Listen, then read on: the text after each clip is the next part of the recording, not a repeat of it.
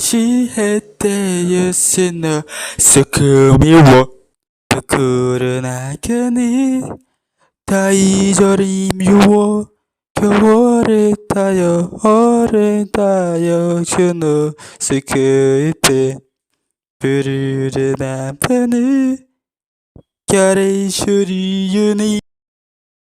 Opa, pessoas que não tem nada pra fazer. Já bebeu água hoje? Não, vai beber água agora. Pare de beber coquinha gelada, pare agora.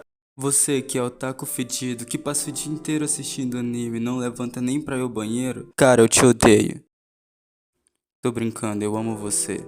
Certamente você já ouviu falar ou assistiu Tokyo Ghoul, aquele anime educativo que ensina como virar canibal, né? Muita gente gosta, já outras não curtiram muito. Mas ok, o foco do vídeo é contar minha frustração e porque depois de 3 anos eu nunca terminei esse anime. Eu comecei a assistir esse anime, acho que no começo de 2018. Eu tava voltando a assistir animes e você já sabe, né? Passava o dia inteiro deitado assistindo, comia assistindo, dormia assistindo, andava assistindo, estudava assistindo. E resumindo, eu tava viciado nesse anime de canibais. Eu não curtia muito o Kaneki no começo, porque ele era um personagem chato pra caramba. Mas depois de uns EPs eu fui começando a gostar dele. Bom, pra você que não sabe quem é Kaneki, foda-se, eu não vou contar. Pesquisa, mano, assiste o anime, pô. Tô zoando. Hoje eu tô muito Ryung brincadeiras. Kaneki antes era um humano normal, né? Como todo mundo, estudava e tal, vivia uma vida normal. Aí, mano, ele conhece uma guria desgranhada chamada Raiji Kamishiro, ou Raizi, ou Rize, sei lá, mano.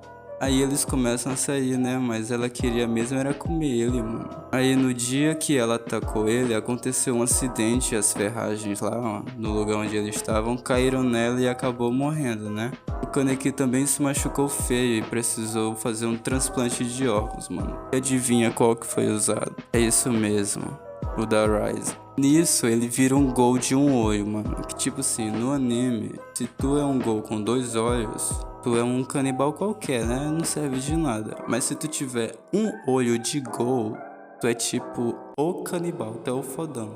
Aí, mano, ele entra pra Anteiko, sei lá como é que se pronuncia isso. Que é tipo uma lanchonete barra cafeteria que treina gols, entre aspas, né?